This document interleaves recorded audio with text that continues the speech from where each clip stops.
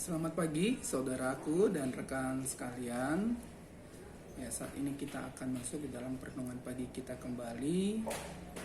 Dimanapun kalian berada, harapan dan doa saya kiranya kalian dapat menikmati setiap perenungan pagi yang saya sampaikan, dan kiranya Tuhan bekerja dan terus menguatkan saudara, dan saudara tetap dalam kondisi yang sehat. Saat ini kita akan masuk dalam perenungan pagi kembali, dan perenungan pagi kembali ini saya ambil dari Mazmur nomor 42 ayat 6 dan juga Mazmur 131 ayat 1 sampai 3. Saya akan bacakan terlebih dahulu dari Mazmur 42 ayat yang ke-6, berbunyi demikian.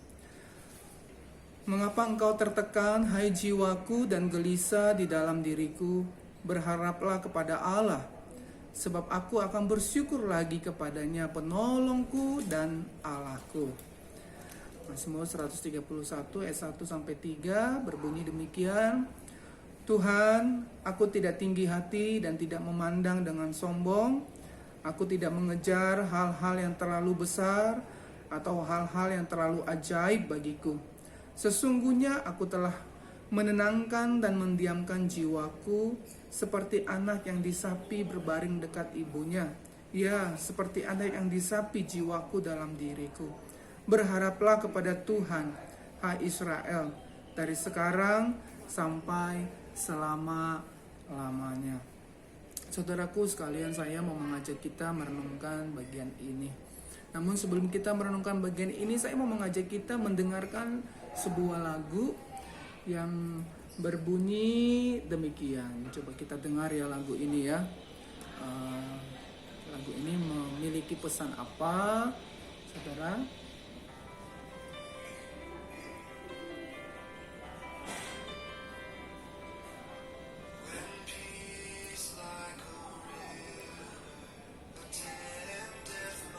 Sewaktu hidupku tenang dan aman ataupun susah menimpa ku, dimanapun Tuhan yang menuntun.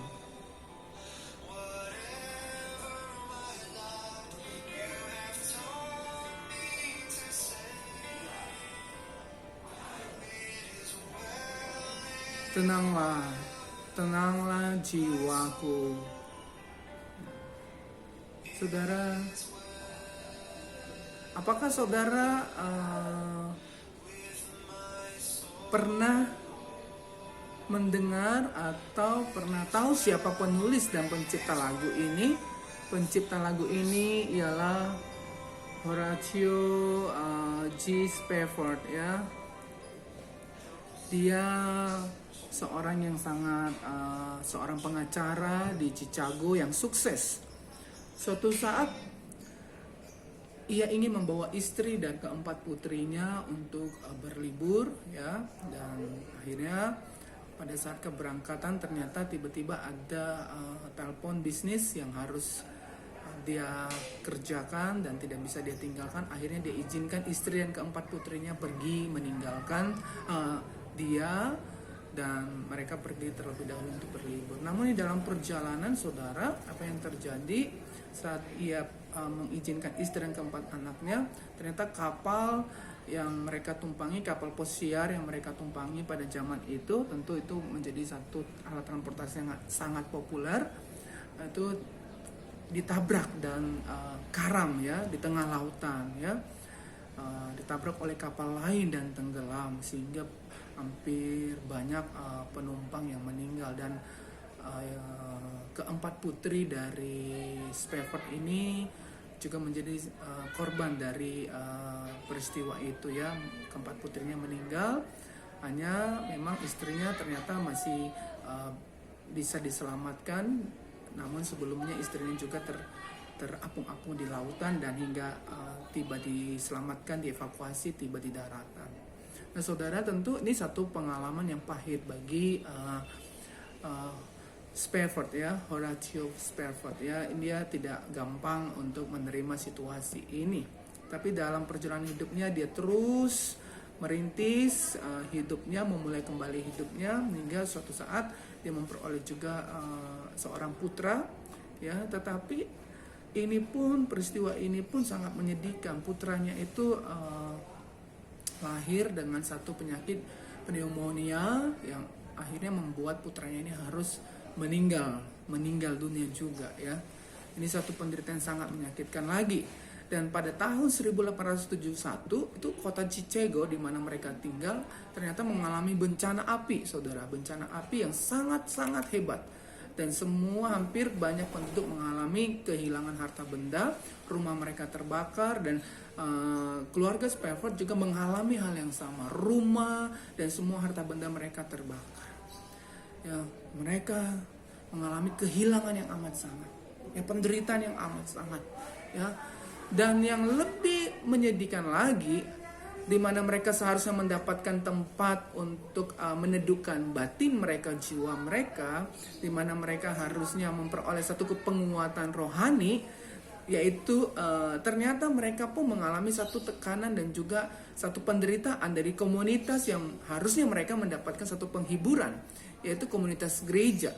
Komunitas gereja ini pun rupanya berusaha dan akhirnya memutuskan untuk menyingkirkan mereka karena penderitaan-penderitaan dialami oleh Spafford ini mengindikasikan berdasarkan penilaian dari gereja, mengindikasikan bahwa mereka ini memiliki dosa dan pelanggaran yang akhirnya membuat Tuhan selalu menghukum mereka, sehingga gereja memutuskan untuk mengeluarkan Spafford dan juga istrinya untuk dan menghapus namanya dari keanggotaan gereja. Saudara, ini satu pergumulan, tentunya satu kesulitan yang sangat tidak mudah bagi Spafford, ya.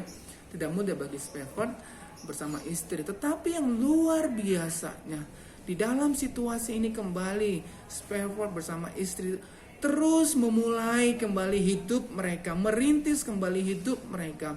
Dan setelah pengalaman yang terakhir itu, di mana mereka diputuskan untuk keluar dari komunitas gereja mereka, ternyata Spafford bersama istrinya memutuskan untuk mereka pindah ke kota Yerusalem dan memulai kehidupan baru di sana. Dan mereka mendirikan satu yang namanya American Colony di sana, dan ini merupakan satu tempat peristirahatan bagi orang-orang Kristen yang sederhana, di mana mereka bisa datang dan orang-orang Kristen di sana bisa datang dan menghidupi satu kehidupan Kristiani yang sederhana, berbagi segala sesuatu dan melayani orang-orang sekeliling mereka.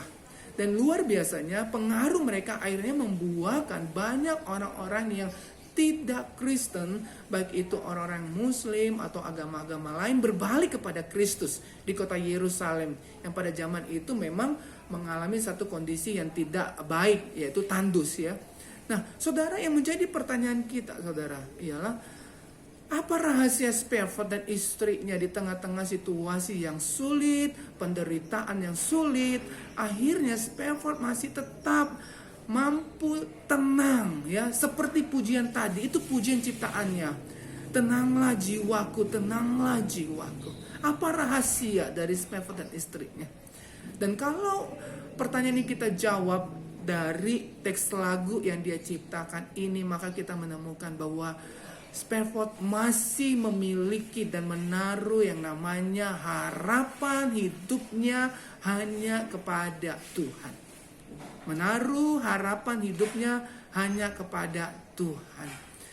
Nah, saudara, memang satu hal yang sangat-sangat mustahil bagi seseorang yang kehilangan banyak hal bisa masih memiliki harapan, ya. Tetapi ini sangat penting, saudara, ya. Sangat penting. Dalam versi dan terjemahan lain dikatakan bahwa di situ sangat jelas, Kristuslah harapanku, dikatakan.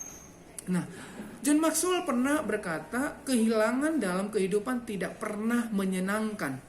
Tetapi ada satu kehilangan yang tak mampu dihadapi siapapun, yaitu kehilangan harapan.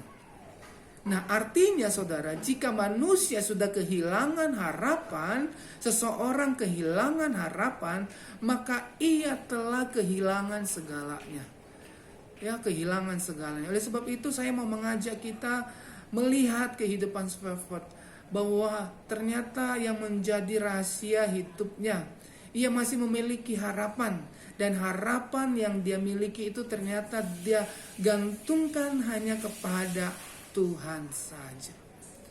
Nah, saudara, Kalau kita melihat lagi dari bacaan yang kita baca tadi, si pemazmur juga mengalami satu pergumulan yang amat sangat juga ya, yang amat berat, sehingga di dalam pergumulannya itu dia berseru, berteriak, dia mengatakan, mengapa engkau tertekan, hai jiwaku, dan gelisah di dalam diriku, berharaplah kepada Allah, sebab aku bersyukur lagi kepadanya, penolongku dan Allah. Mengapa engkau tertekan, hai jiwaku, dan gelisah? Berharaplah kepada Allah. Dari 131 ya, Mazmur nomor 131 dikatakan, sesungguhnya aku telah menyenangkan dan mendiamkan jiwaku seperti anak yang disapi, berbaring dekat ibunya. Ya, seperti anak yang disapi jiwaku dalam diriku.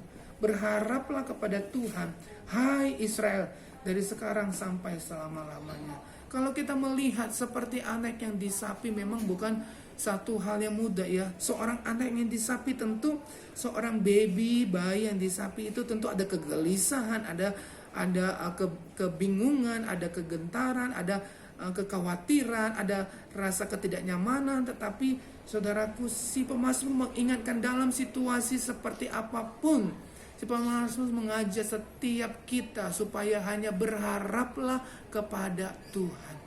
Dan biarlah harapan yang kepada Tuhan itu benar-benar menjadi harapan yang hidup di dalam batin dan jiwa kita. Hidup di dalam batin dan jiwa kita. Berharaplah kepada Allah, sebab aku bersyukur lagi kepadanya, penolongku dan Allahku. Nah, saudara, firman Tuhan yang kita baca tadi dalam menjadi satu hal yang